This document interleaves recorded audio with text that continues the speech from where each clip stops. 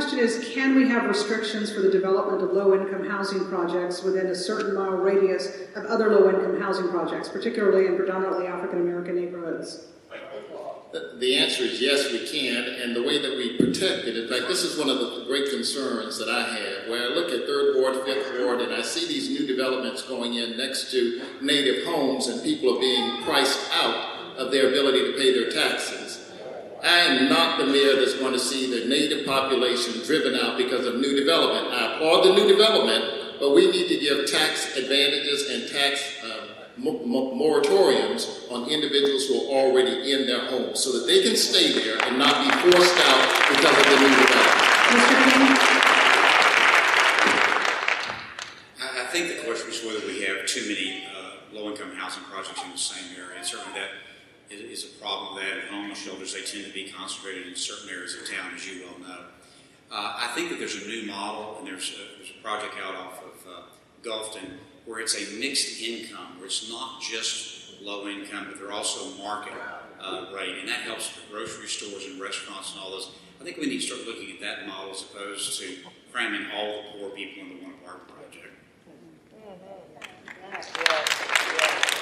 I think that certainly the city needs a plan, and I think the way to describe how the city is operating on this issue alone, it's maximum randomness. There is no plan. Industrial goes up next to residential. Residential goes up next to retail. The city has no plan. We need to look at groups like Blueprint Houston to get a sensible plan that keeps us moving forward and doesn't hinder our future economic development. I'm also for the mixed income also, but it goes back to qualification. So we still need to build a credit qualification program and just let's dismiss everybody bad credit if we can. Can we lobby a bill to do that so we can get people qualified in the mixed income? Because you know if they don't have the education, they don't have the income. So let's be real with these people here. So if you do not have the education, you will not have the income. You don't have the credit, you will be pushed up out of Houston, not just out your district.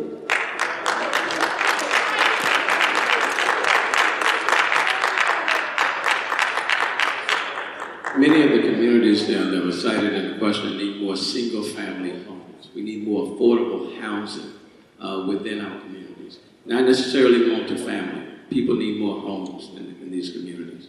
A lot of these communities feel saturated with multifamily homes.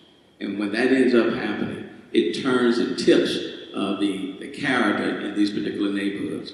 What we have done in many ways is that we placed a moratorium on some of these multifamily homes, and we've encouraged more affordable housing being built in these neighborhoods. Thank you.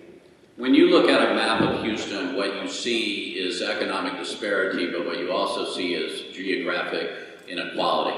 It is a major problem here in the city of Houston, but instead of just seeing a problem, I see opportunity, because in a lot of those areas that are greatly underserved right now, there is opportunity with some incentives provided by the city of Houston to have that kind of mixed-use development and that kind of mixed level of income development where you can see more low-income housing in those areas, and that's certainly something I would want to work toward as mayor. Well, over half the city, over half our residents actually live in apartments. So we're always going to have apartments here in the city.